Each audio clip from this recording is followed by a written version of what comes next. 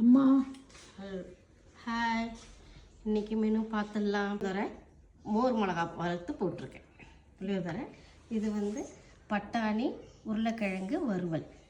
இது வந்து dal makhani, double beans, kidney beans, rajma, கருப்பு உளுந்து போட்டு. இது வந்து ஜீரா